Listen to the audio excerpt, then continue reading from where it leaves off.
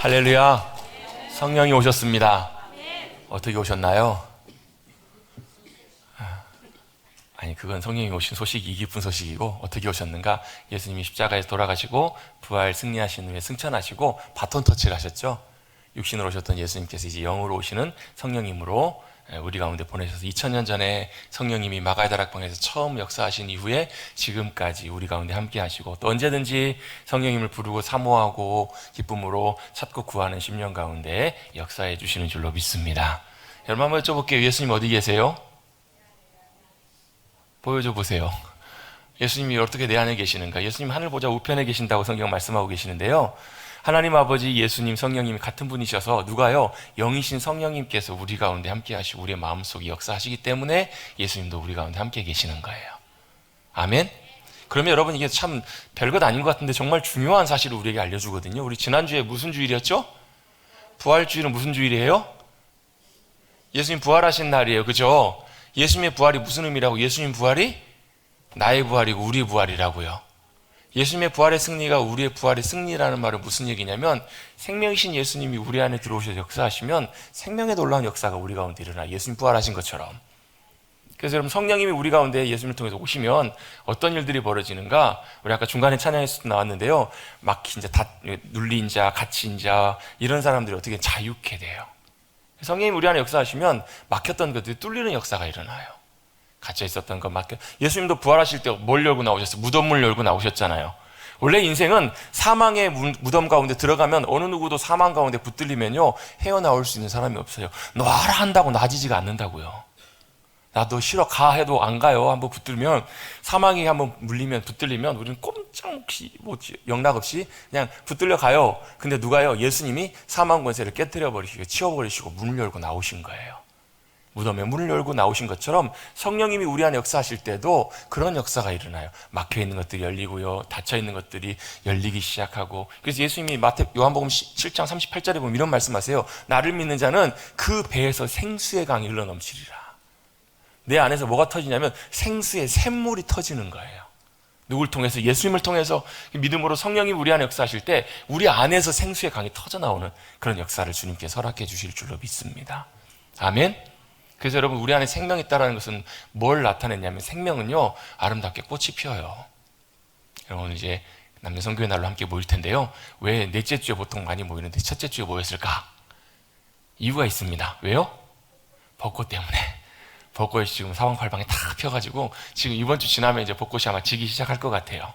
근데 여러분, 벚꽃이 피는 벚나무를 보시면 매화도 그렇고 목련도 비슷한데, 그러면 보통은 일반적으로는 우리 이제 꽃잎이 먼저 나오고 새순이 나오고 그다음에 꽃이 먼저 그다음에 피잖아요. 근데 희한하게 이제 벚꽃이나 이런 나무들은 먼저 꽃이 먼저 피잖아요. 꽃이 피고 꽃이 떨어지면서 이파리가 나오잖아요. 그죠? 근데 꽃이 피기 전까지는 아무리 봐도 죽은 나무하고 살아있는 나무하고 별로 구분이 안 돼요. 다 그냥 겨울에는 다 죽은 나무 같이 보여요. 벚나무, 그죠? 저희 교회 입구에도 보시면 벚나무는 큰 게 있잖아요. 보면 겨우 내내 보면 다 이파리 다 떨어지고 가지만 보면 말라 비틀어진 것 같고 죽어있는 것처럼 보여요. 차이가 있습니다. 뭐요? 살아있는 나무하고 죽어있는 나무는 봄이 되면 살아있는 나무는 꽃이 핀다는 거예요. 놀라지도 않으시네요. 살아있는 나무는 봄이 되면 꽃이 펴요. 그것처럼 여러분, 생명이신 예수 그리스도, 우리 안에 주님의 생명이 함께하고 계시면 뭐가요? 생명의 역사가 일어난다고요. 언제요? 주님 우리를 영광의 부활로 참여하게 하실 때 예수님처럼 아름다운 부활의 생명으로 우리가 아름답게 꽃이 필 거고요. 그렇지 않아도 우리 속에, 우리의 마음 속에 예수님의 생명이 역사하시면 그 안에 여러분 뭐가 꽃이 피는가? 기쁨이 꽃이 피고요, 사랑이 꽃이 피고요, 감사와 놀라운 영광이 우리 심령 가운데 꽃피게 된다는 거예요. 그래서 뭐가요? 생명은 아름다운 거예요. 생명은 아름답게 꽃이 피는 것처럼 생명, 영원한, 여러분 나무의 생명은요, 길면 얼마나 갈까요? 길면 100년 갈까요? 물론 오래 사는 나무는 400년, 500년 사는 나무들도 있어요. 우리의 인생의 생명도요, 길면 80, 90, 100이에요, 여러분. 100세 이상 넘어가면 우리의 생명이 사그라들기 시작해요. 근데요, 우리 안에 있는 주님이 주신 생명은 영원한 생명이에요. 그래서 영원한 생명은 어떻게 해요? 영원하신 하나님이 주신 생명이에 영원히 생명이 놀랍게 역사해요. 어떻게? 저와 여러분의 심령 속에서. 그래서 여러분, 생명이 역사하기 시작하면 우리의 마음속에 생명의 기쁨의 샘물들이 터져나오기 시작해요. 샘솟도 솟아나오기 시작해요. 여러분, 성령 역사하심 가운데, 여러분의 심령 가운데 여러분 샘이 터져나오시기를 주님의 여러분 축복합니다. 무슨 샘이요? 감사의 샘이, 기쁨의 샘이, 그래서 여러분 우리 예전에 많이 불렀던 찬양이 있어요. 내게 강 같은 평화 넘친다고요. 어디서요? 여러분 보통 일반적인 경우는 우리 일반적인 사람들은 감정이나 기쁨이나 모든 것들이 여러분 대부분 어디에서 많이 영향을 받냐면 밖의 상황들의 영향을 많이 받아요. 무슨 말이냐면 좋은 일이 생기면 기쁨이 생긴다고요. 감사할 일이 생기면 감사가 나요. 근데 어때요? 슬퍼할 일이 생기면 슬퍼하고 힘든 일이 생기면 힘들어해요. 근데 그리스도인들은 반대예요. 어떻게 해요? 밖에서가 아니라 안에서부터. 안에서 누가요? 성령님이 우리 안에 샘물을 터뜨려 주시고 기쁨의 샘물이 터져 나오면 밖에는 기뻐할 일이 하나도 없는 것 같은데 기쁨이 터져 나와요.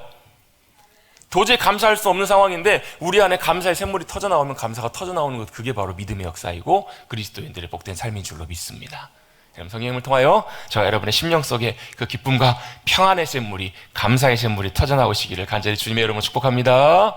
그래서 어떻게 해요? 그 성령님의 역사하심이 터져 나오면, 생명이 역사하면 여러분 주님 보실 때 우리가 꽃보다 아름다운 거예요. 그래서 오늘 한번 보시자고요. 벚꽃이 아름다운가, 내가 아름다운가. 뭐가요? 외모가 아니라 우리 안에 주님의 생명이 역사하시면 그런 생명의 아름다움이 우리의 심령 속에 넘쳐나거든요. 여러분 옆에 계신 분들에게 다시 한번 이렇게 인사 한번 나누겠습니다. 당신이 꽃보다 아름답습니다. 저도 일부 예배 때 이렇게 인사 나누자고 얘기했더니 다른 분들이 양심이 있으신가 봐요. 아무리 봐도 아닌 것 같은데. 외모를 보면 그런데요, 주님의 생명이 우리 안에 충만하게 역사할 때 그런 놀라운 감격과 주님의 영광의 아름다움이 넘쳐나게 될 줄로 믿습니다. 그런 복된 인생, 믿음의 삶을 살아가시기를 간절히 바랍니다. 여러분 우리의 인생이 무엇인가, 우리의 삶이 무엇인가. 우리 그리스도인들의 삶은 그렇지만 세상 사람들의 삶은 여러 가지 다양한 방식으로 우리의 인생을 바라봐요. 여러분 장폴 샤르트르라는 프랑스 철학자 들어보신 분이 있으실 거예요. 아마 이분이 누군지는 몰라도 아마 이분이 남겼던 이 말은 유명한 말이기 때문에 다 아실 것 같아요. 인생은 영어 알파벳 B와 D 사이에 있는 C다. 여러분 이 말은 들어보신 적 있으시죠? 우리의 인생이 영어 A, B, C, D에서 B와 D 사이에 있는 C라는 거예요. B가 뭐예요? birth, 출생. 우리는 태어나서 D, death, 죽을 때까지 그 사이에 C라는 거예요. C. 우리의 인생은 태어나서 죽을 사이에 C인데 이 C가 뭔가 우리 그리스도인들은 여기를 그리스도 C, 크라이스트라고도 하는 분들도 계세요. 이걸 제가 찾다 보니까 어떤 사람이 재밌게 자기는 통닭을 너무 좋아해서 이 C가 치킨이래요. 이 인생은 태어나서 죽을 때까지 치킨이다. 여러분의 C는 무엇인가? 이 장폴 샤르트르는요, 이 C를 뭐라고 했냐면 초이스라고 이렇게 설명하고 있어요. 초이스가 뭐예요? 선택이라는 선택. 우리 인생은 태어나서 죽을 때까지 선택하며 살아간다라는 거예요. 선택의 연속이고 많은 선택을 하고 살아갑니다. 선택하는 거는 그냥 선택할 수 있지만 중요한 건 뭐냐면 우리가 어떤 선택을 하느냐에 따라서 그 인생의 결정이 많이 달라진다라는 거예요. 그만큼 선택이 많지만 또 중요해요. 제가 이걸 생각하다 보니까 오래전에 저도 오래됐을 때지만 한 40년 전쯤에 광고에 이런 광고 문구가 생각이 났어요. 한 번의 선택이, 순간의 선택이 10년을 좌우하는데 정확하게 아시네요. 무슨 광고예요? 골드스타. 지금은 이제 LG죠? 골드스타에서 나온 TV 광고였어요. 그때 아직도 기억이 나요. 저희 집에도 80년대 초반에 아무튼 컬러 TV가 있었어요. 컬러 TV가 있었는데 그때 80년대 초반에 컬러 TV가 나올 때 그때 가격이 얼마인가 봤더니 30만 원대였어요. 30만 원. 31만 5천 원 이랬더라고요, 보니까. 근데 지금 30만 원이 얼마 정도 되는가? 그 당시에 보니까 사립대학교 등록금이 한 40만 원 정도 비싼 데가. 그러니까 지금으로 치면 대학 사립대 한 얼마 정도 되나? 4,500만 원 정도 될까요? 아마 그 정도 되는 비용이 TV 가격이었던 것 같아요. 지금이야 여러분 TV 좀 보다가 좀 몇 년 돼서 좀 더 큰 TV를 보고 싶으면 바꾸면 되고 이렇게 하면 되잖아요. 근데 예전에는 그 TV가 뭐예요? 집안에 큰 재산이었잖아요. 한 번 사면 어때요? 몇 년? 최소 10년 정도는 그 TV를 볼 요량으로 그걸 이제 TV를 결정해야 되기 때문에 한순간의 선택, 한 번의 선택이 10년을 좌우한다. 또 어때요? 한 번의 선택이 평생을 좌우하기도 합니다. 어떤 남자 만나는가, 어떤 여자 만나는가.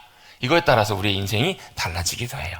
그만큼 여러분 우리의 선택이 참 중요해요. 어떤 경우는 마지못해서 선택해야 되는 경우가 있는데 어쩔 수 없이 선택하는데 그게 내가 원치 않은 선택, 내가 바라지 않은 선택일 때는 참 그게 괴로워요. 또 이럴 때도 있습니다. 내가 잘 보고 결정해서 내가 볼 땐 참 괜찮아 보여요. 정말 괜찮아 보이고 정말 좋아서 선택한 것인데 그 선택한 것 때문에 낭패를 보는 경우도 있어요. 내가 볼 때는 괜찮았는데, 겉으로 볼 때는 괜찮았는데 큰 낭패를 보거나 손해를 보는 경우들도 있습니다. 그만큼 뭐가요? 선택이 중요하다는 거예요. 특별히 특별히 내가 하는 중요한 결정들은 정말 중요한 선택입니다. 그런데 제가 말씀을 나누면서 왜 선택이라는 것을 이렇게 오랜 시간 설명을 할까? 선택이 뭐하고도 연관이 있냐면 우리의 믿음하고도 연관이 되기 때문에 그래요. 선택이 우리의 믿음의 삶과도 긴밀하게 연결이 되어 있습니다. 왜냐하면 하나님께서 우리에게 선택할 수 있는 권리, 선택할 수 있는 의지, 자유의지를 우리에게 주셨기 때문에 그래요. 여러분, 성경에도 보면 많은 선택의 이야기가 등장합니다. 대표적인 이야기 중에 하나가 뭐냐면 아브라함과 롯의 이야기예요. 창세기 13장에 보면 아브라함과 롯이 있는데, 우리 그 배경 이야기는 잘 아는 것처럼 아브라함이 조카 롯의 누구예요? 삼촌, 작은 아버지예요. 삼촌인데 아마 아브라함은 하나님의 말씀을 따라서 가나안 땅까지 왔어요. 근데 롯은 볼 때 분명하게 그게 선명하게 믿음으로 본인이 결단해서 따라왔다라는 표현이 별로 안 나온 걸 봐서는 아마 삼촌을 의지해서 삼촌 따라서 아마 가나안 땅까지 온 것 같아요. 삼촌 따라서 같이 이제 하란에서부터 출발해가지고 갈대아 우르에서 쭉 와서 삼촌 따라 가나안 땅까지 왔어요. 어찌어찌 하다 보니까 애굽까지 같이 내려가게 됐어요. 기근 때문에. 근데 거기서 어떤 일이 벌어져요? 아내를 누이라고 했다가 큰일이 나가지고 아무튼 결국 되찾아오는데, 감사하게 오히려 그 일을 통해서 아브라함에게 뭐가 주어지냐면 소와 양과 노비와 많은 재산이 생겨요. 훨씬 이전보다 많이 부유해져요. 그리고 나서 다시 가나안 땅으로 돌아왔는데, 여러분 그렇잖아요. 집안에서도 재산이 없을 때는 별 문제가 없다가 재산이 생기면 어때요? 갈등이 생기는 경우들이 종종 자주 많이 있죠. 그죠? 부모님 돌아가실 때 됐을 때 뭐가 제일 관심사예요? 재산이 없으면 별로 걱정하고 별로 갈등 생길 일이 없는데, 만약에 재산이 굉장히 많고 물려받을 유산이 많으면 그것 때문에 어떻게 굉장히 첨예하게 대립하기도 하고 다툼도 많이 생기고 어려움도 많이 생기잖아요. 아마 그래서 그런지 모르겠는데 가나안 땅으로 다시 그들이 돌아왔을 때 아브라함과 롯 사이에, 또 특별히 그들의 하인들 사이, 종들 사이에 다툼이 자주 생기는 거예요. 왜요? 이 양이 네 양이다, 네 양이 내 양이다, 서로 갈등, 그 재산 때문에 많이 다툼이 생겼던 것 같아요. 그때 그걸 보고 누가 아브라함이 먼저 조카 롯을 불러요. 조카를 불러, 조카야, 이러면서 안 되겠다 싶었는지, 우리가 함께 오랜 시간 같이 지내왔는데 우리 가진 소유에 비해서 우리가 지금 거하고 있는 땅이 좀 너무 좁은 것 같다. 그래서 자꾸 갈등이 생기고 다툼이 생기니까 우리 가족 간에 이래서는 안 되겠지 않겠냐. 이래서 제안했던 제안이 뭐였냐면 우리가 조금 거리를 두자는 거예요. 땅을 선택해서 옮겨가서 거기서 따로 지내자라고 이렇게 제안을 하게 됩니다. 근데 여러분, 보통 그런 일들을 할 때 선택을 해야 되는데 여러분 같으면 어떻게 선택을 하시겠어요? 여러분, 우리는 선택을 할 때 일반적인 몇 가지 경우가 있습니다. 순서대로 선택을 해요. 그렇죠? 순서대로 뭐가 중요한지 안 중요한지 중요한 걸 먼저 선택하고, 또 선택을 할 때 누가 먼저 선택해요? 누가 먼저 하죠? 힘 있는 사람, 높은 사람, 영향력 있는 사람이 선택을 먼저 합니다. 회사에서 누가 제일 먼저 선택해요? 대표가 사장님 먼저 선택합니다. 회식하러 가가지고 사장님이 아무거나 다 먹어, 다 시켜, 난 짜장면. 이러면 어떻게 해요? 요즘 젊은 세대들은 사장님이 짜장면 시키든 말든 나는 탕수육, 나는 팔보채 다 하긴 하더라고요. 근데 대체적으로 보면 뭐예요? 제일 먼저 가장 높고 영향력 있는 사람이, 그러니까 우리 이제 그걸로 하면 장유유서잖아요. 어른이 먼저 선택하고 보통 그 아랫사람들이 선택을 해요. 그렇게 일반적으로 선택을 합니다. 또 선택을 할 때는 어떻게 해야 돼요? 잘 따져보고, 잘 살펴보고, 잘 비교해보고 좋은 쪽을 선택을 해야 되잖아요. 저도 하나 물건 살 때 보면요, 이것저것 많이 따져봐요. 특별히 교회 물건 주문해야 되면 어떻게든지 조금이라도 좀 저렴하고 좀 괜찮은 물건을 찾아보기 위해서 여기저기 많이 찾아보고 뒤져보고 알아보고 이렇게 선택을 합니다. 왜요? 선택이 그만큼 중요하니까. 순간의 선택이 10년을 좌우할지 1년을 좌우할지 모르겠어요. 요즘은 시대가 빠르니까. 어쨌든 간에 그 선택이 굉장히 중요한 것을 결정하기 때문에 굉장히 잘 알아보고, 그래서 같은 값이면 신선하고 더 좋은 물건을 고르려고 하는 것이 정상이잖아요. 그런데 이 아브라함과 롯의 사건을 보면 조금 이 정상적인 선택의 상황들과 좀 다른 것을 보게 돼요. 먼저 아브라함이 조카 롯에게 선택권을 줍니다. 먼저 네가 선택하라는 거예요. 네가 좌하면 내가 우하고 네가 우하면 내가 좌하겠다.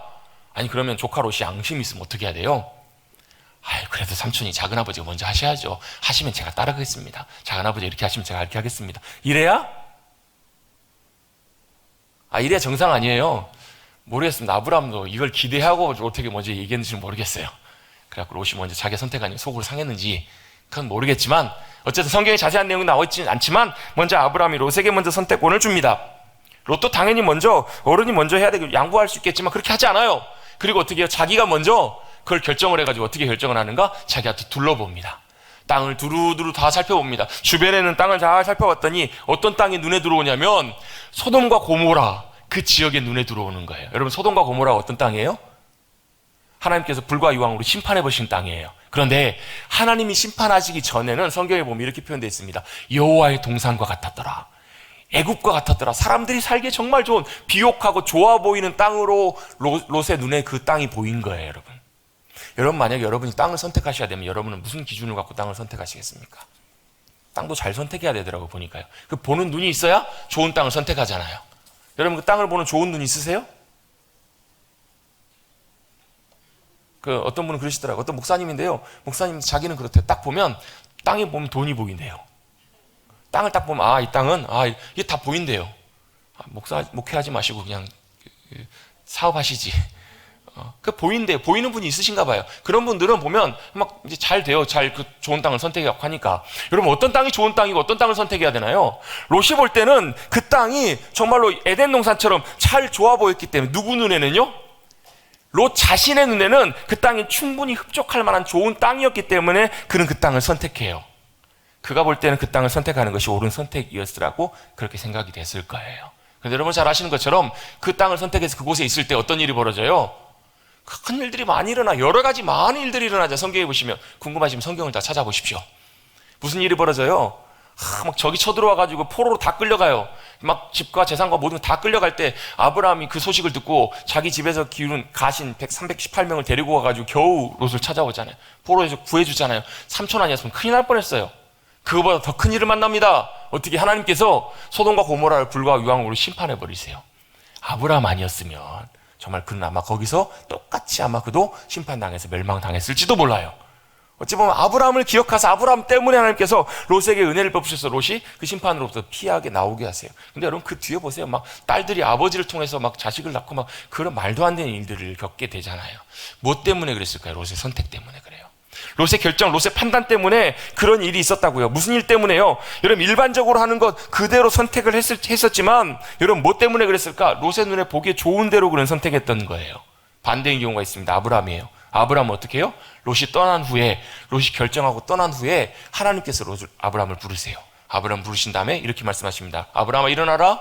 그리고 네 눈을 들어서 네 주변을 바라보라는 거예요. 동서남북을 바라보라. 뭐가 보였을까요? 뭐 별로 보이는 것이 없었을 거예요. 그런데 주님께서 이렇게 말씀하십니다. 아브라함에게 네가 동서남북을 바라봤던 그곳을 다 너에게 주리라 라고 약속을 하세요.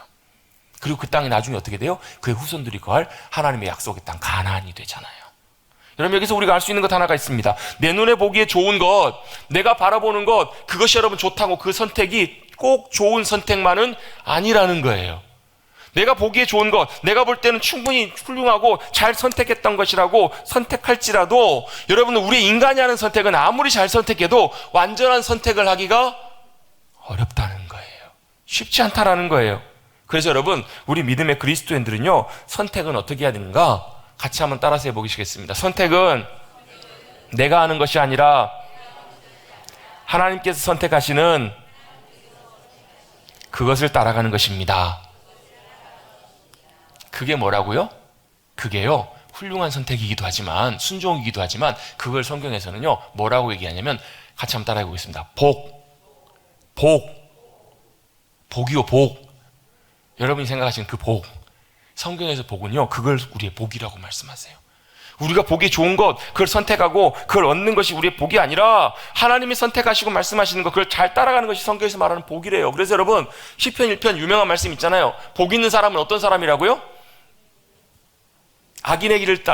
죄인의 길을 서지 아니하며 악인의 길을 따르지 아니하고 오만한 자리에 앉지 않은 것. 그 말은 뭐예요? 간단하게 세상 사람들이 다 가는 그 길을 따라가지 않는다라는 거예요. 사람들이 원하는 그 선택을 따라가지 않고 어떻게 간다고요? 오직 여호와의 말씀, 하나님의 말씀을 즐거워해서 사모해서 기뻐해서 그 율법을 묵상하고 말씀을 통해서 듣고 따라가는 사람이 복 있는 사람이라는 거예요. 그게 여러분 우리의 인생에 얼마나 중요한 선택인지 몰라요. 그걸 주님께서 말씀해주고 계세요. 그래서 우리가 어떻게 하나님의 선택을 보고 잘 듣고 따라갈 수 있을까? 그래서 뭘 해야 되는가? 우리가 뭘 해야 되냐면요 그래서 해야 될 이것입니다. 같이 한번 고백해 보겠습니다. 좋은 선택을 하기 위해서 따라가기 위해서 어떻게 해야 되는가? 하나님의 말씀을 들을 수 있어야 합니다. 같이 한번 해보겠습니다. 하나님의 말씀을 들을 수 있어야 합니다. 들어야 합니다. 어떻게 해야 된다고요? 하나님의 말씀을 듣고 들을 수 있고 따라갈 수 있어야 된다고요. 여러분 하나님의 음성을 듣는다, 하나님의 말씀을 듣는다라는 말의 의미는요 어떤 의미냐면 지금 여러분이 제가 설교하는 설교자가 하나님의 말씀을 전하고 있어요. 이렇게 하나님의 말씀을 들을 수도 있습니다. 또 어떻게 해요? 성경을 통해 성경을 읽으면서 하나님의 말씀을 들을 수도 있어요. 그런데 이것도 다 맞는 말이지만 진짜 중요한 하나님의 말씀을 듣는다라는 말의 중요한 의미는 뭐냐면 이런 의미가 그 안에 있습니다. 지금 나에게 하시는 하나님의 말씀을 듣는 거예요. 뭐라고요? 지금 나에게 하시는 하나님의 말씀을 듣는 거예요. 어떻게 해요? 성경을 통해서, 또 설교자를 통해서, 상황을 통해서, 다른 사람들을 통해서 이걸 듣는 거예요. 제가요, 엊그저께 그 행사가 있어가지고, 금요일날 행사가 있어가지고, 식사를 하고 이제 목사님들하고 차를 마시고 있었는데요. 그 옆에 앉아있었던 목사님이 이제 차를 드시다가 본인은 몰랐는데, 뭐 툭 소리가 나서 제가 밑으로 봤더니, 목사님 주머니에 있는 물건이 툭 떨어진 거예요. 근데 여러분, 자기 주머니에 있는 게 떨어지면 자기는 잘 모르는 경우가 많잖아요. 의자에 앉아있으니까. 툭 떨어졌는데 봤더니 밑으로 보니까, 이렇게 무선 이어폰 케이스가 이렇게, 이어폰 꽂는, 넣어 갖고 다니는 케이스가 바닥으로 툭 떨어지는 거예요. 그래서 툭 떨어지면서 이게 뚜껑이 열리면서 그 안에 담겨 있었던 무선 이어폰이 툭 밖으로 떨어지는 거예요. 밖으로 나오는 거예요. 그래서 제가 그걸 보고 어떻게 했을까요? 아싸. 이렇게 했을까요?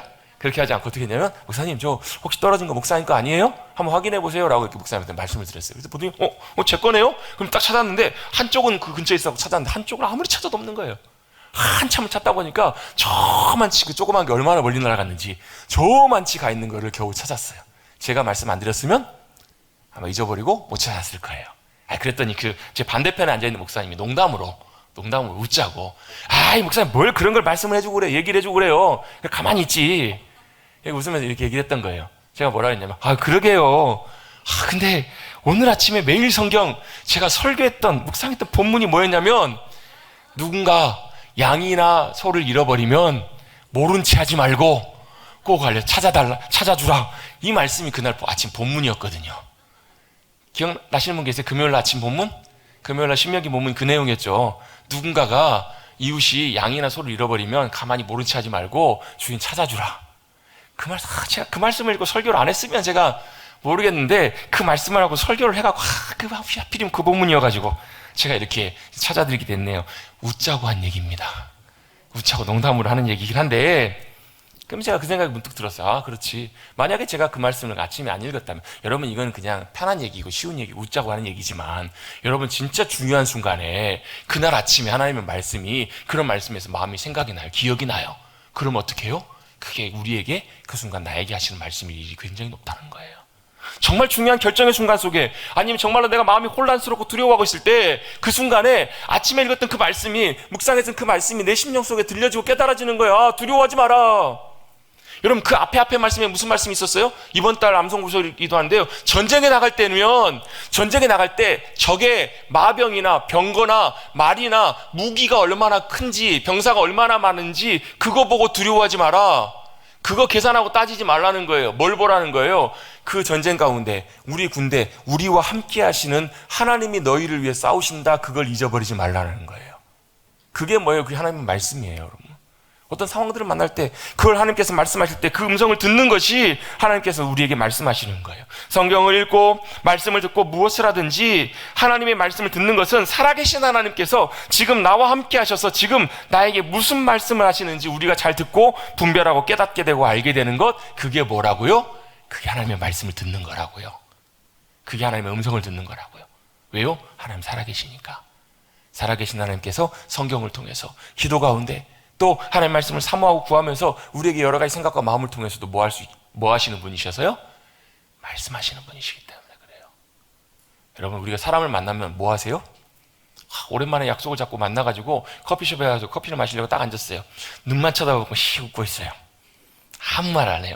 1시간 이렇게 앉아있다가 그냥 돌아왔어요. 뭐 하고 왔어? 누구 만나고 왔어? 뭐래? 그냥 앉아만 있다 왔는데? 그냥 웃고만 왔는데? 그렇지 않잖아요, 여러분. 어떻게 해요? 만나면 대화예요. 무슨 대화를 해요? 일상적인 대화에서부터 해가지고 여러 가지 대화를 나누고 또 중요한 얘기도 또 나누기도 해요. 여러분, 하나님께서 우리를 몰려 찾으세요. 뭐 하세요? 만나기를 원하세요. 그래서 어떻게 예배로, 기도로 주님 앞에 나가면 주님 뭐 하세요? 만나 주신다고요. 만나시면 뭐 하세요? 말씀하신다고요. 좀 믿으세요. 아무도 안 믿으시잖아요. 왜? 하나님 살아계시기 때문에. 살아계신 하나님, 여러분, 돌이라면 여러분, 돌을 섬기고 하늘을 섬긴다면 그건 여러분 살아있는 존재가 아니기 때문에 우리에게 말하지 않아요. 우리는 그냥 정성만 빌 뿐이에요. 근데 우리는요, 살아계신 하나님 앞에 믿음으로 나아가는 거예요. 나아가면 뭐 하세요? 말씀하신다고요. 여러분, 그 말씀하신 하나님 앞에 우리에게 뭘 말씀하시는지를 여러분 잘 듣고 그 음성을 들으시는 저와 여러분 되시기를 간절히 바랍니다.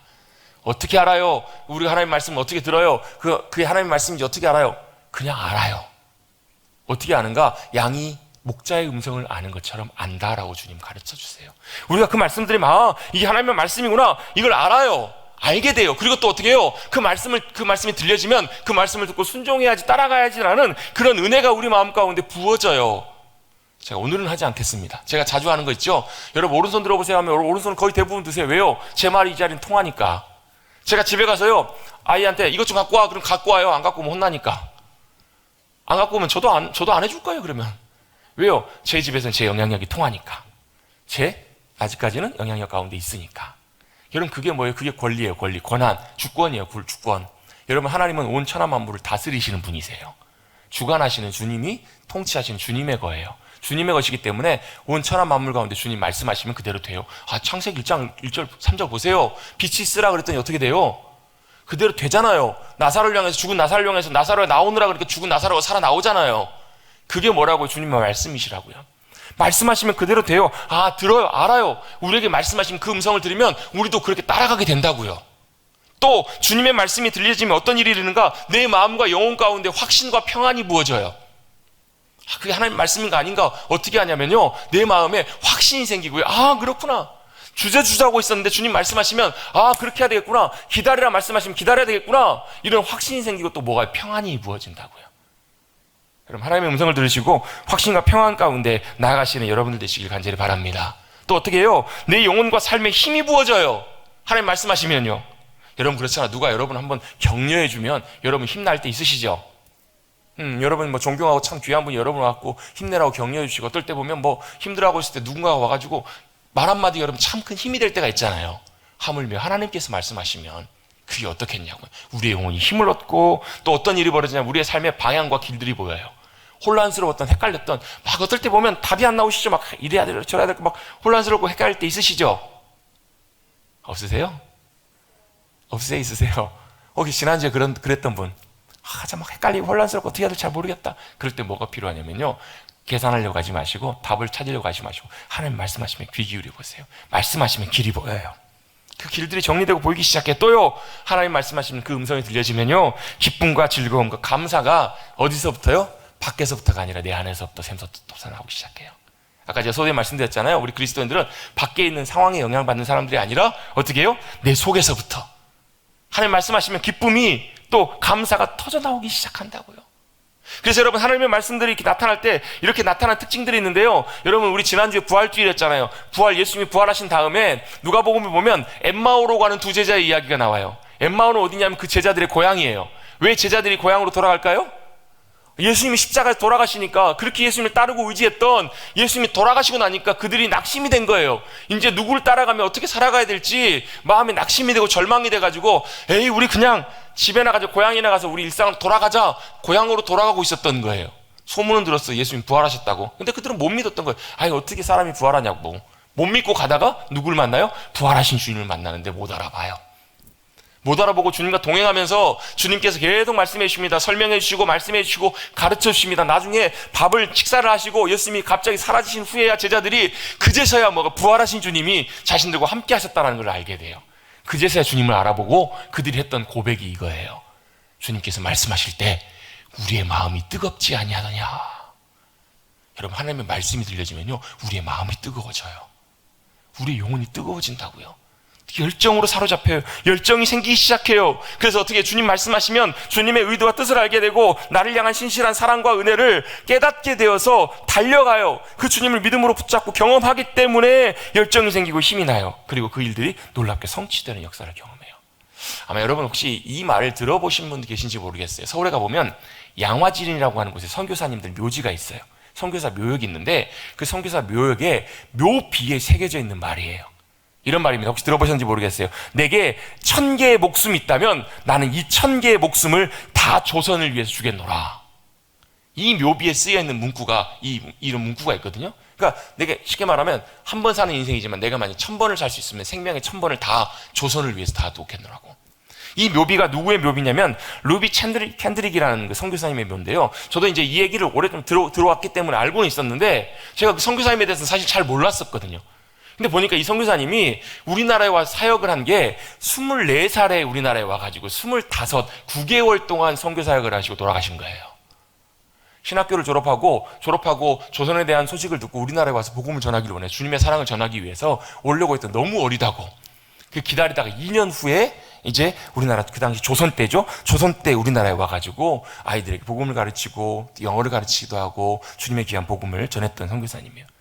안타깝게도 9개월 만에 급성 맹장염 때문에 그 당시에는 여러분 우리나라에서 맹장염은 치료가 힘들었잖아요. 맹장염 때문에 9개월 만에 주님의 부르심을 받고 세상을 떠나게 됐어요. 그리고 이 땅에 묻히셨어요. 그리고 그 묻혀있는 묘비에 새겨져 있는 내용이 그거예요. 나는 1000번을 살아도 1000개의 목숨이 있다면 나는 다 1000개의 목숨을 다 이 땅을 위해서 내어놓겠노라고. 그러면서 이 선교사님이 마지막에 돌아가시기 얼마 전이었던 것 같아요. 그 고향에 있는 미국에 있는 어머니에게 썼던 편지에 이런 내용들이 있어요. 어머니 잘 지내시죠? 저도 잘 지내고 있습니다. 비록 일단 그 당시에가 이제 언제냐면 1910년 합방되기 한 2년 전쯤이니까 1908년쯤이니까 굉장히 시대가 혼란스럽고 특별히 믿는 그리스도인들에게 굉장한 핍박이 있었던데요. 참 쉽지 않지만 주변에 순교의 위협이 있고 믿는 자들이 순교당했다는 소식도 들려오고 있고 또 추방당한다는 여러 가지 어려운 소식들이 있지만 여러분 잘 지내고 있습니다. 물론 살아가는 환경은 참 열악하고 쉽지 않아도 주님의 눈으로 볼 때 이 땅은 참 아름다운 땅입니다. 그러면서 이런 얘기를 했어요. 모든 사람들이 다 하나님을 알려고 하는 사람들 같다고. 하나님을 향한 사모함 있고 참 좋은 사람들 같다고. 그러면서 선한 마음과 이 복음의 열정으로 보아서 아마 몇십 년이 지나면 이곳은 주님의 사랑이 넘치는 곳이 될 것 같습니다 라고 이렇게 편지에 쓴 거예요. 그렇게 됐어요? 안 됐어요? 그렇게 됐죠. 여러분 복음의 전례 역사상, 기독교 역사상 여러분 불과 이 짧은 시간에 이렇게 놀라운 복음의 역사가 일어난 나라가 별로 없어요. 그리고 여러분 그 선교사님이 썼던 그 고백처럼 여러분 지금 우리가 여러분 그 복음의 은혜를 누리고 있잖아요. 그러면서 이렇게 씁니다. 어쩌면 이 편지가 마지막이 될지도 모르겠습니다. 오기 전에 제가 고향을 떠나오기 전에 우리 집 뒷뜰에 심었던 꽃씨가 이제 아름답게 마당에 필 것 같네요. 저도 이곳에 작은 씨앗이 될 것입니다. 아마 제가 이곳에 심겨질 때 많은 꽃들이 이 땅 가운데 피어나지 않겠냐는 거예요.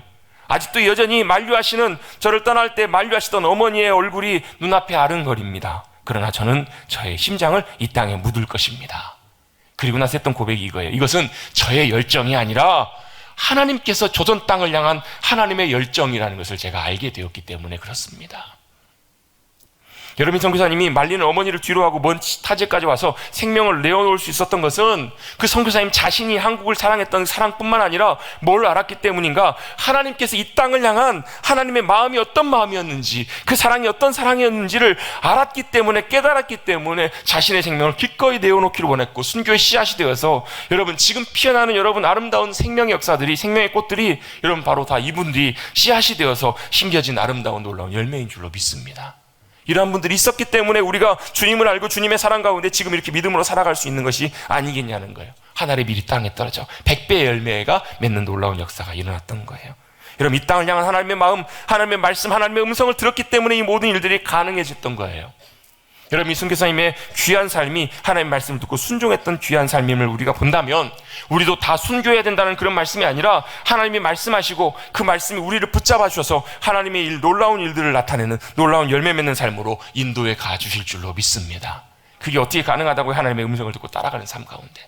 사실 성경에 나와 있는 모든 믿음의 삶의 모습들은 거의 대부분 다 이런 패턴, 이런 모습을 따라가요. 하나님의 말씀을 듣고 따라가는 삶이 기본적으로 다 그들의 삶이었던 거예요. 그런데 그 중에서 오늘은 특별히 가장 대표적인 한 사람의 이야기를 함께 좀 나누려고 합니다. 사무엘입니다. 사무엘. 여러분 사무엘 잘 아시죠? 사무엘이 누구예요? 사무엘, 그의 이름의 뜻은요 이런 뜻이 있습니다. 하나님의 이름, 여호와의 이름이라는 뜻도 있고요. 그리고 또 어떤 이름인가? 하나님께 구하다라는 뜻도 있어요. 또 다른 의미로 보면 이렇게도 설명해 볼 수 있습니다. 하나님께 듣다, 하나님에 대해서 듣다라고도 이렇게 해석해 볼 수 있어요.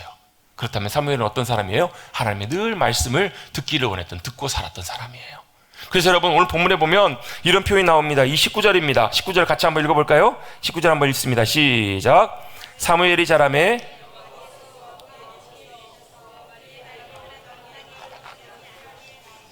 아멘. 평생 사는 동안 어땠다고요? 그의 말이 땅에 떨어지지 않게 하셨다라는 거예요. 여러분, 말이 땅에 떨어진다는 말이 무슨 말이에요? 누군가가 무슨 말을 했는데 그 사람이 권위가 없고 그대로 이루어지지 않아요. 그럼 어떻게 돼요? 그 사람의 말이 땅에 떨어지고 그 사람의 권위도 같이 떨어지잖아요. 말이 땅에 떨어진다는 말은 말을 했는데 그 말이 아무 의미 없는, 그대로 되지 않는. 근데요, 말이 땅에 떨어지지 않는다는 말은 말한 대로 그대로 된다는 얘기예요. 여러분, 말한 대로 되기를 원하세요? 여러분, 말한 대로 되면요, 우리가 허투루 하는 말도 그대로 되어버려요. 이런 의미가 아니고 사무엘이 했던 모든 말들은 어떻게 해요? 하나님께서 말씀하시는 그 말씀을 듣고 그 말씀을 그대로 전했다는 거예요. 그대로 했다라는 거예요. 그게 바로 사무엘의 삶이었고, 그만큼 사무엘이 위대했다는 것이 아니라 하나님의 말씀을 듣고 전했던 인생 때문에. 여러분께 이유가 있습니다. 당신은 어떤 시대였냐면, 당신은 시대적으로나 영적으로나 모든 면에서 굉장히 암울하고 참 쉽지 않은 어두운 그런 때였어요. 오늘 본문의 3장의 1절, 2절, 3절 말씀을 보면 이 시대를 잘 설명해 주고 있습니다. 어떻게 설명하냐면, 사무엘이 하나님 앞에서 믿음으로 섬길 때 여호와의 말씀이 희귀하더라. 이 말씀 무슨 얘기예요? 여호와의 말씀이 희귀하다는 말은 성경이 없다는 얘기가 아니에요. 그 당시에도 아마 성전에 여호와의 말씀인 두루마기가 다 있었을 거예요. 지금처럼 어찌 보면 선지자들, 제사장들도 예배를 인도하면서 말씀을 가르쳤을 거예요. 근데 뭐가요? 하나님의 말씀이 희귀하대요. 거의 없었대요. 성경이 있다고 하나님의 말씀이 있는 것이 아니라 성경을 통해서 우리에게 말씀하시는 하나님의 음성이 들려지지 않았다라는 거예요. 보여지지 않았다라는 거예요. 여러분, 하나님의 말씀이 들려지지 않으면 우리는 어떻게 살아가는가? 자기 마음대로 살아요. 자기가 원하는 대로, 자기의 소견대로 산다고요. 그래서 여러분, 이 사무엘상의 바로 앞에 배경이었던 역사적인 배경이었던 시대가 어떤 시대냐면 사사시대예요. 그래서 마지막 사다가 누구냐면 엘리 사무엘이에요. 그리고 그 다음에 왕이 등장하거든요. 사사시대가 어떤 시대였는가? 여러분, 사사기 읽어보시면 여러분 뭐가 생각나세요? 사사기 하면. 네, 일부 예배 때는 삼손 이러시더라고요.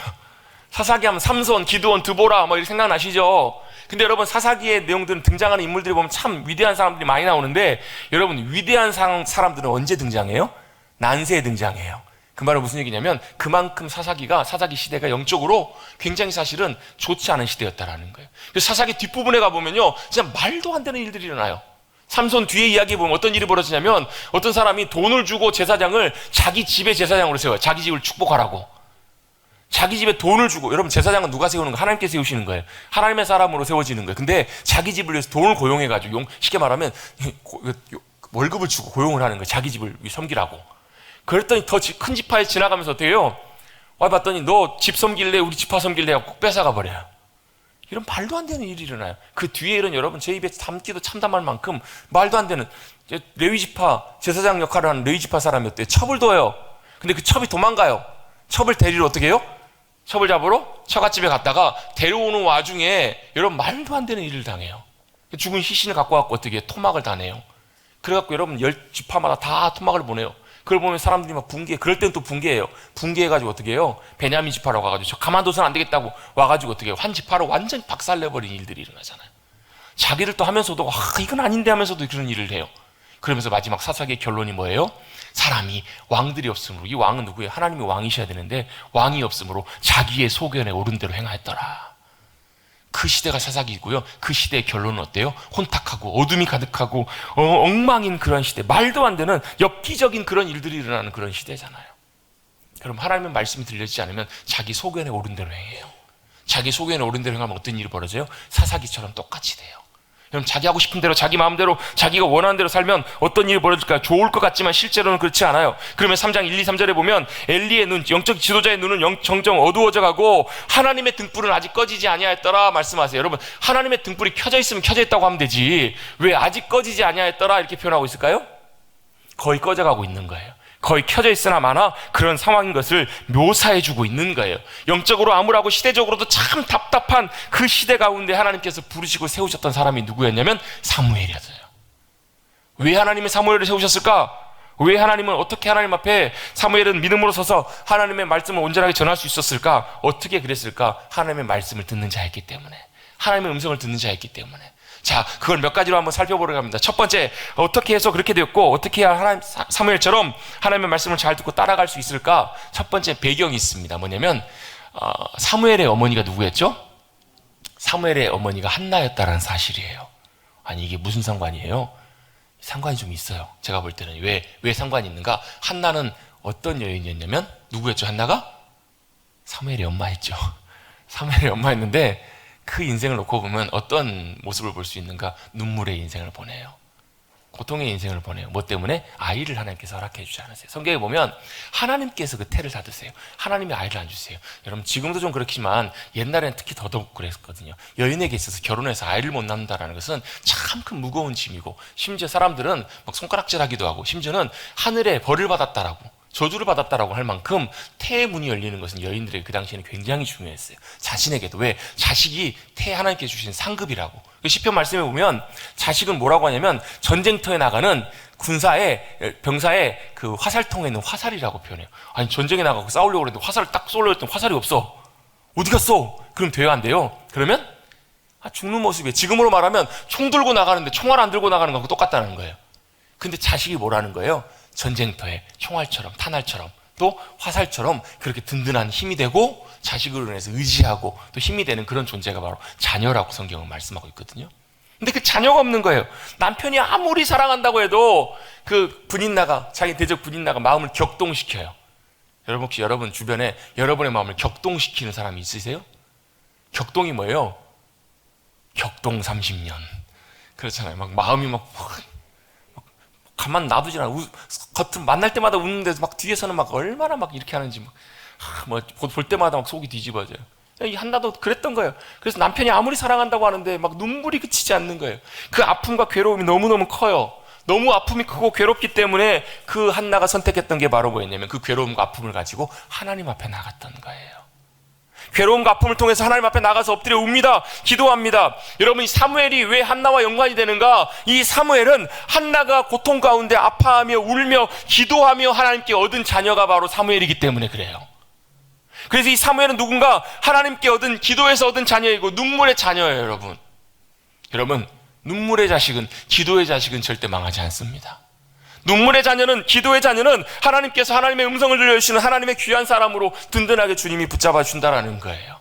왜요? 사무엘이 있기 전에 한나가 있었기 때문에 그래요. 그 영적인 어려운 상황, 영적으로 모든 면에서 참 혼란스러운 그 시대 가운데 하나님께서 사무엘을 누구를 통해서요? 고난과 아픔 속에 있었던 한나를 통해서 태어나게 하셨던 거예요. 여러분 우리의 믿음의 눈으로 볼 때요, 어려운 현실과 상황은 오히려 영적인 기회가 될 수 있습니다. 아멘? 아멘? 우리 집중해서 들으십시다. 방해가 있어도 집중해서 들으십시다. 이런 어려움과 환란이 어떻게 해요? 우리를 더 주님께 집중하게 한다고요. 여러분 한나는 그런 자신의 어려움을 통해 하나님을 간절히 찾고 의지하며 기도의 자리에 나갔습니다. 그리고 그 응답으로 하나님은 사무엘을 주신 거예요. 기도의 어머니를 통해서, 어머니 기도를 통해 태어난, 그리고 어머니가 태어나고 여러분 기도하지 않았을까요? 아마 평생을 그가 기도했던 대로 사무엘을 하나님 앞에 드리고 하나님 섬기는 이 자리에 온전하게 사무엘을 드리고 기도하지 않았겠냐는 거예요. 그 사무엘도 마찬가지로 여러분 하나님 앞에 온전하게 믿음으로 나가는 귀한 아들이 되지 않았겠냐는 거예요. 어려움을 그냥 어려움으로가 아니라 기도로 하나님을 찾고 사모하는 기회로 삼으면 오히려 그 어려움은 우리에게 큰 유익이 될 줄로 믿습니다. 여러분 하나님 앞에 나가게 하는, 하나님의 음성을 듣는 아주 소중한 기회가 된다는 거예요. 자, 어려움과 문제가 생겼습니다. 그거 뭐 해야 된다고요? 하나님의 음성을 듣는, 하나님의 말씀을 듣는 중요한 기회로 삼으셔야 된다고요. 기도로, 말씀을 통해서. 두 번째입니다. 하나님의 음성을 듣고 사무엘처럼 살아가기 위해서 두 번째 중요한 게 뭐냐면 우리의 자세가 중요합니다. 자, 처음 하나님께서 사무엘을 찾아오셔서 말씀하실 때 사무엘이 못 알아들어요. 엘리 제사장이 부르는 줄 알고 제사장이 쪼로로 몇 번 찾아갑니다. 엘리 제사장이 영적으로 둔탁했지만 그제서 깨닫고 뭐라고 얘기하는가? 저를 따라서 한번 같이 고백해 보겠습니다. 여호와여 말씀하옵소서, 주의 종이 듣겠나이다. 이렇게 사무엘이 가르쳐줘요. 뭐 하라고요? 너무 길어요? 같이 다시 한번 저를 따라 보겠습니다. 주님 말씀하옵소서, 종이 듣겠습니다. 제가 듣겠나이다. 여러분 이렇게 가르쳐 준 거예요. 참 어떻게 보면 엘리 제사장이 딱 하나 사무엘에게 너무 잘했던 게 있어요. 이걸 가르쳐 준 거예요. 뭐 하는 거예요? 듣겠습니다. 그리고 듣고 뭐 한다라는 거예요. 주님 제가 듣기를 원합니다. 그리고 제가 듣고 순종하겠습니다. 이걸 가르쳐 준 거예요. 이게 여러분 사무엘이 가르쳐줬던 엘리 제사장의 가르침이에요. 여호와여 말씀하옵소서, 주의 종이 듣겠나이다. 여러분 뭐가 중요해요? 우리의 자세가 중요해요. 뭘요? 주님 말씀하옵소서, 제가 듣고 싶습니다. 여러분 이 안에 뭐가 들어있다고요? 사모함이 들어있어요. 사모한다라는 말은 뭐냐면 초점을 맞춘다는 게, 집중한다는 얘기예요. 사모하면 집중하고 초점 맞추는 거예요. 여러분 사진 찍을 때 제일 중요한 것 중에 하나가 뭐냐면 초점 맞추는 거예요. 요즘 핸드폰은 다 들이대면 다 자동으로 초점이 맞지만 옛날 사진 찍을 땐 초점을 잘 맞춰야 돼요. 안 맞으면 어때요? 흐릿해요. 안 보여요. 여러분, 우리가 주님 말씀 듣기를 원합니다 하면서도요, 초점이 안 맞춰지면, 사모함이 없으면 안 들린다고요. 흐릿해요. 희미해요. 아멘? 그래서 뭐가 필요해요? 사모함이 필요해요. 주님 듣기를 원합니다. 주님 원합니다라고 잘 집중하고 초점이 맞아야, 사모함으로 주님 앞에 초점을 맞추기 시작해야, 집중해야 잡음이 없고 잘 들리는 거예요. 아이들은 그래요. 아이들은 보면요, 자기가 원하는 게 있으면 거기 완전히 올인해요. 그리고 누굴 찾아요? 엄마 아빠를 찾아요. 저희 아이가 이제 수요일 날 예배를 이제 드리고 가면 가끔 이제 저희 큰애들이 이제 가면서 아이스크림을 사달라고, 그 밤에. 그래서 몇 번 사줬더니 막내도 자기도 아이스크림 사달라는 거예요. 한 번은 언니들 안 가고 이제 엄마랑 아이만 가는데 그냥 집에 못 가겠다는 거예요. 아이스크림 사놓으래요. 아이스크림을 발음을 잘 못해요. 아주메 사놓으라고. 아주메 사놓으라고 그래요. 그래서 그냥 갔더니 막 울고불고 난리예요. 그래서 제가 그래서 조건을 하나 내걸었어요. 네가 아이스크림 똑바로 아빠한테 사달라고 그러면 사줄게. 그랬더니요, 그날 엘리베이터에서 가면서 기어이 그림 이렇게 하더라는 거예요. 얼마나 집중했는지 그 아이스크림 발음하기 위해서 그림. 지금도 한번 물어보면 아주메 하긴 하는데, 지가 집중하면 한 번씩 할 때 아이스크림을 향한 열정, 초점, 집중, 거기에 맞추는 거예요. 여러분, 아이도 거기에 맞추는데, 한 목사님 그런 얘기를 하시더라고요. 본인도 영적으로 조금 본인이 느슨해질 때 하나님께서 가끔 마음속에 이런 감동을 주신다는 거예요. 너 나에게 집중해. 예배 때나 아니면 뭔가 준비할 때, 아니면 뭔가 할 때 내가 마음이 느슨해질 때, 나도 모르게 영적으로 좀 풀어질 때가 있거든요. 그럴 때 하나님께서 이렇게 말씀하신다는 거예요. 너 나에게 집중해. 그리고 나서요, 그 음성 가운데 정신을 차리고 내가 주님께 집중하기 시작하면, 그때 주님의 뜻, 주님이 정말로 뭐에게 뭘 원하시는지, 또 뭘 깨닫게 하시냐면, 내가 정말로 주님이 필요하다는 거예요. 주님의 도우심과 은혜 없이는 안 된다는 것을 주님이 정신 차리게 하신다는 거예요. 주님 저 도와주지 않으시면 안 된다고, 주님의 은혜가 아니면 안 된다고, 정말로 주님 앞에 집중하며, 그래 어떻게 주님의 음성, 주님의 말씀 가운데 내가 정신 차리게 되고 그걸 듣게 된다는 거예요. 여러분, 그게 뭐예요? 사모함이에요. 그게 뭐예요? 초점이에요. 여러분, 우리가 주님 찾으실 때마다, 여러분 말씀 읽으실 때마다 뭐 하시라고? 주여 말씀하옵소서, 제가 듣겠습니다. 기도하실 때마다 뭐 하라고? 기도는 뭐예요? 하나님과 영적인 대화예요. 대화는 뭐예요? 독백이 아니잖아요. 여러분, 누군가 만났는데 자기 하고 싶은 말만 다 하고 말을 하는데 가버려요. 그런 사람하고 대화하고 싶으세요? 뭐 저런 놈이 다 있어 그러시죠? 여러분, 우리가 기도하러 가서 주님 앞에 가가지고 주님 다 말씀하고 주님 말씀하시려고 하는데 가버려요. 넌 뭐냐? 이게 아니라는 거예요. 뭐예요? 기도하고 뭘 구하는 거예요? 주님 말씀해 주옵소서. 주님의 뜻을 알게 하시고 주님의 음성을 듣기를 원합니다. 기다리는 거예요. 그게 대화잖아요. 그게 뭐라고? 기도라고요. 여러분, 말씀 읽을 때, 기도하실 때 여러분 주님의 말씀을 듣기를 사모하고 집중하시고 초점을 맞춰서 주님의 음성을 듣기를 원하는 자세로 주님 앞에 나가시기를 간절히 바랍니다. 아멘. 그리고 어떻게 해요? 말씀에 순종하기를 원하는 마음으로 주님 앞에 나가는 게 중요해요.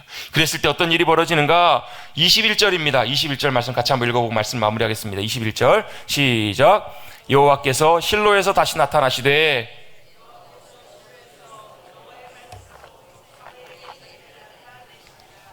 아멘. 19절 말씀하고도 동일한 말씀인데요, 말이 땅에 떨어지지 않아요. 사람들이 알아요. 선지자다, 하나님이 세우신 하나님의 사람이라는 걸 다 알게 돼요.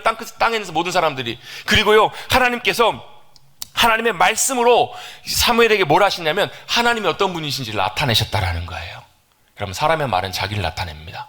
여러분, 그 사람이 화가 나 있으면요, 말에서 뭐가 나와요? 화가 나와요. 여러분, 그 사람이 어떤 사람인지 알려면 그 사람의 대화를 해보면, 말을 들어보면 알 수 있잖아요. 여러분, 무슨 말을 하고 사십니까? 여러분, 사무엘처럼요, 하나님의 말씀을 듣고 말씀 가운데 살아가는 사람은요, 그 입에서 무슨 말이 나와요? 하나님의 말씀이 나온다고요. 그럼 어떤 일이 벌어지냐면 그 사무엘의 말을 통해서 하나님이 어떤 분이신지가 나타나요. 여러분, 혹시 여러분을 보실 때마다 안 믿는 사람들이 당신을 보니까 하나님 살아계신 것 같다고, 하나님 역사하신 것 같다고, 하나님 대단하신 분이신 것 같다고, 여러분 이렇게 사람들이 여러분 반응하신 분이 있으세요? 있으시기를 간절히 바랍니다. 이렇게 되시기를 간절히 바랍니다. 어떻게 해요? 내 말이 아니라 하나님 말씀을 듣고 그 말씀을 내가 전하기 시작할 때, 그 말로 내 말을 바꾸기 시작할 때, 저와 여러분의 입술의 말을 통해서도 하나님의 살아계심과 하나님의 영광과 역사하심들이 온전하게 나타나게 될 줄로 믿습니다. 그렇게 사무엘은 살았던 거예요. 하나님의 삶이 나타난 삶, 말이 땅에 떨어지지 않고 하나님의 말씀 가운데 온전하게 나타나시는 놀라운 주님의 영광과 역사심을 경험하고 살아가시는 사랑하는 성도님들, 우리 모두가 되시기를 간절히 주님의 이름으로 축복합니다. 아멘. 사무엘처럼 어떻게 해요? 주여 말씀하옵소서, 종이 듣겠습니다. 그 말씀을 잘 듣고 주님의 음성 따라 귀한 선택, 복된 선택, 놀랍게 귀한 선택으로 복된 삶을 살아가시는 사랑하는 성도님들 되시기를 다시 한번 주님의 이름으로 축복합니다. 하나님 감사합니다. 오늘 부활주일을 보내고 첫째 주일 4월을 맞이하는 첫째 주일 주님 앞에 나와 예배하게 하시고 또 믿음으로 주님 바라보며 오늘 말씀을 통해서 사무엘이 그랬던 것처럼 주님 말씀하여 주옵소서. 제가 듣기를 원합니다. 그 주님의 말씀 듣고 가장 좋은 선택, 내가 나가야 될 길, 내가 해야 될 일 잘 믿음으로 따라갈 수 있는 복된 인생 우리 모두가 되게 하여 주시옵소서. 주님께 간절히 사모함으로 나아가 초점을 맞추고 또 순종하여 우리의 말을 통해서 주님이 나타나시는 귀한 복된 삶, 주님께 영광 돌리는 승리하는 귀한 삶을 살아가는 우리 모두가 되게 하여 주시옵소서. 은혜를 더하여 주실 것을 믿고 감사드리며 예수님의 이름으로 축복하며 기도드리옵나이다. 아멘.